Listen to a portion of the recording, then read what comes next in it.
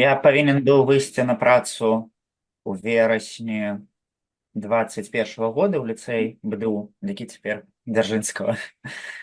І адпаведна мяне за некалькі дзён да пачатку навучальнага года затрымалі. Вось так я пасядзеў да суду і пасля яго ўжо з'ехаў у Украіну ў снежні 21-го. Неяк я заўсёды хацеў працаваць у школе, бо мне здаецца, гэта прафесія такая важная, хоць і не грашовая. Ну і тым больш беларуская мова, беларуская літаратура гэта тое, што мне было цікава і што я лічу мае быць якасна выкладзена ў школах, то бок такімі настаўнікамі, якія маюць там некую нацыянальную ідэю, некую любоў менавіта да беларушчыны. І гэта важна, каб дзецям яно перадавалася таксама. Калі чалавеку гэта падабаецца, гэткая праца, то плюсаў, канешне, можна знайсці вельмі шмат.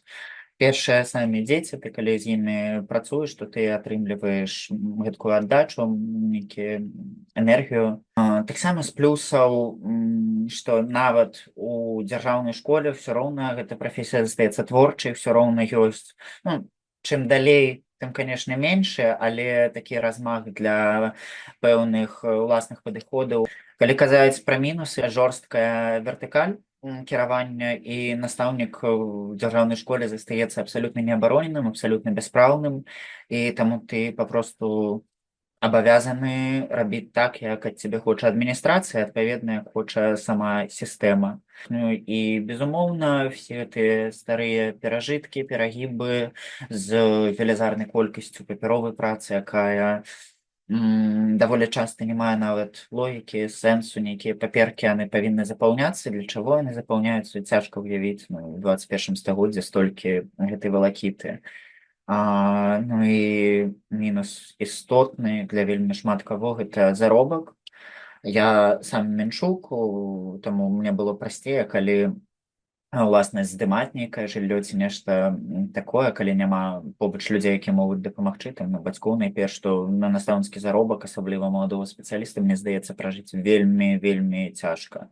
Нават працуючы ў дзяржаўнай школе, я падпрацоўваў на палову стаўкі ў прыватнай і меў яшчэ пэўную колькасць вучняў, з якімі я займаўся рэпетытарствам, і такім чынам можна было больш-менш нармальна жыць у Менску. Праўды, праца ад самага ранку да самага вечара, і тыя ж сшыткі, праверка сшыткаў. Каб не памыліцца, калі я працаваў, гадзіна каштавала каля 1,5 ці 2 рублі, неяк так аплачвалася праверка сшыткаў. Ну, нават самае смешнае не ў тым, колькі за гэта плацілі, а як яно лічылася.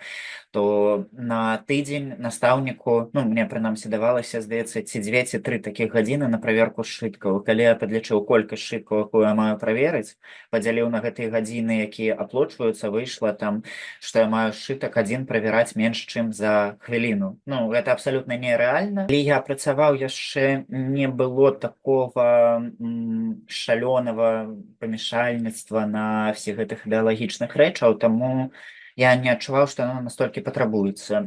Адзін з прыкладаў, гэта, здаецца, ўжо быў 21 год, пачатак, калі ў нас змянілі ў дужках нацыянальную сімволіку. Там трошку памянялі гэты чырвона-зялёны сцяг, і пайшла разнарадка па ўсіх школах правесці інфармацыйныя гадзіны з нагоды змены вось гэтай сімволікі, як гэта важна, што вось там жыць стане лепей, гэта ўсё вельмі справядліва. І да мяне дырэктарка падышла асабіста за некалькі дзён, мне перапытала: вы там запланавалі? Это вельмі важна, абавязкова. І я з упэўненасцю, што вось яна прыйдзе правяраць, вельмі так сур'ёзна рыхтаваўся да гэтай інфармацыйнай гадзіны, але не магу я правесці вось так проста. Вось, дзеткі, паглядзіце, які прыгожы чырвоны колер на гэтым жудасным сцягу.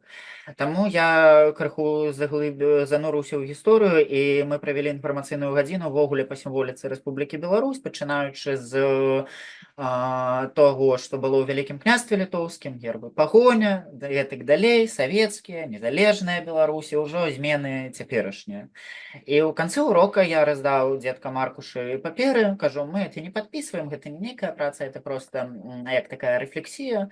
Ось вы бачылі, колькі разоў у нас змянялася сімволіка дзяржаўная, давайце зараз кожны з вас намалюе то, якія б змены вы б хацелі прапанаваць. І на той момант мне толькі 2 чырвона-зялёных з класа далі малюначкі. Все астатняе это было альбо чырвона-белыя сцягі, альбо пагоні, колькі там 24 чалавекі ці 25 у класе было. Вось, ну, такі настрой быў, такі урок, вось гэта як адно з выйсцяў.